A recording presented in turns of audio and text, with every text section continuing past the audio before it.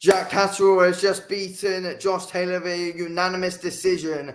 And yes, overall, I mean, I'm not going to lie. People were saying it was really close and all that. I don't think it was overly close. Like, there were some close rounds in there. I scored it 116 to 112 to Jack Catterall. I don't think that the judges' scorecards were an absolute disgrace. I mean, I don't. There were close rounds in there. I feel like 116 to 112, those probably the widest you could have it in favor of Catterall. But Catterall definitely won that fight. If you had it a draw or Josh Taylor winning, you were absolutely delusional. In my opinion, you're either Scottish or you just don't know what you're talking about. If you have that a draw or you have Josh Taylor winning, in no way it was. Catterall's the well-deserved winner there, 100%. Catterall was mostly able to outwork Josh Taylor in that fight. And was very good behind the lead hand, very good, able to jab Josh Taylor's head back a lot in that fight, consistently snapping it back well. And Catterall was really good with that lead hand, dominating a lot of the rounds with it. And I thought he was very good, and Catterall was very unpredictable whenever he threw out that left hand as well, to be fair. Josh Taylor was good with his body work as well.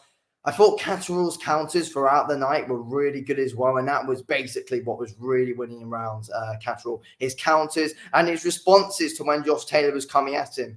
Catterall usually responded really well with some good shots up top and was doing well with his lead hand. I thought Catterall was definitely the well-deserved winner there. I don't see how you can have that a draw or you can have Taylor winning. There's no way, and I've seen the odd people saying that, but I don't know how. I don't know how. Catterall's 100% the well-deserved winner. Bob Arum had a nice cry about it on the microphone after saying how Josh Taylor was robbed. I don't know what that man was watching, but yeah, whatever. Look, justice was served tonight, as Eddie Hearn said. Jack Catterall won that fight, and that's what should have happened the first time. I thought the fight was probably more competitive than the first one was. Definitely it was. Definitely. I thought Catterall should have won the first fight wider than what he did tonight.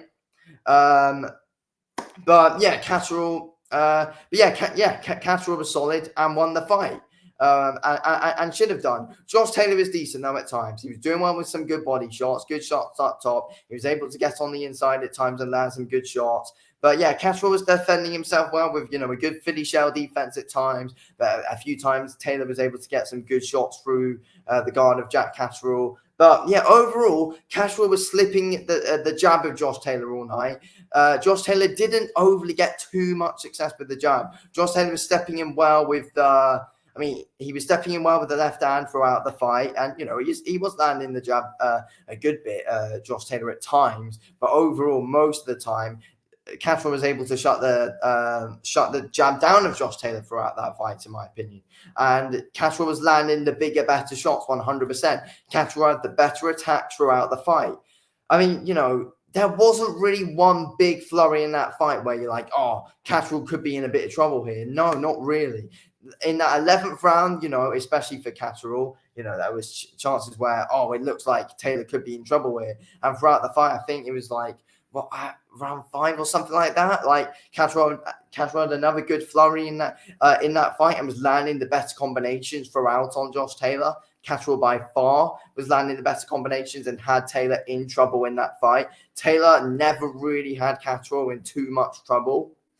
Like, he was landing good body shots, Taylor, but, he never had Catterall on the ropes where he had him in trouble. Taylor had Catterall in trouble at times in that fight, and Catterall was able to land a good bulk in overhand left in that fight as well, which Taylor was there for the taking for. But yeah, look, I get that people can have a close fight, but you can't have it a draw or have Josh Taylor winning it. I think that's diabolical if you have that, or I don't see how that's possible, in my opinion.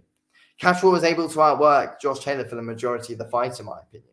100% he was able to. And Catterall was really, really, really good. Boxed really well. I've seen complaints about Catterall saying, he's awful to watch. But no, I thought he put on a good performance tonight. And it was a good fight. It was a very good fight, very entertaining. I wouldn't mind seeing it a third time. I'm not going to lie. It's going to be interesting to see what's next for both guys. It is going to be interesting. I mean, for Josh Taylor, he had to win tonight. He had to win. But now for For Josh Taylor, he probably has to take the rematch. If he stands any chance of getting back, he has to take the third fight. But for Catterall, if I was Catterall, I'd be like, look, I basically have beaten this guy 2 times. I want to move on to bigger, better things now. I want to move on to to higher world level. I want to be trying to, get closer to world championships now.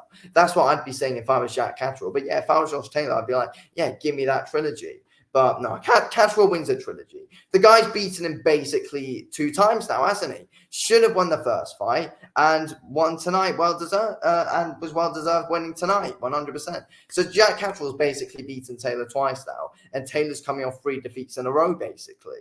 So it's difficult. Look, now for Josh Taylor, I feel like it'd be better for Josh Taylor if he moves up to welterweight. Overall, that's probably what's best for Taylor. He'd probably want the rematch, but he definitely looked better at welterweight. Like, he wasn't looking as flat at the weight as he did in the first Catterall fight and during the Tio fight. But you can still tell before the fight, Josh Taylor was kind of drained at the weigh-in. And, he's not, Catterall's really good at this weight. Catterall's looking really good, doing his best work. But then you look at Taylor, it's like, just move up to welterweight. You're clearly struggling a bit here. You've lost your last 3 fights at the weight. Move up in weight. I feel like that's what Josh Taylor should probably do next. But I'm not sure if he will. I'm not sure if Josh Taylor will go up to welterweight. But I feel like that would probably be quite a smart move for him if that is what he does next, in my opinion.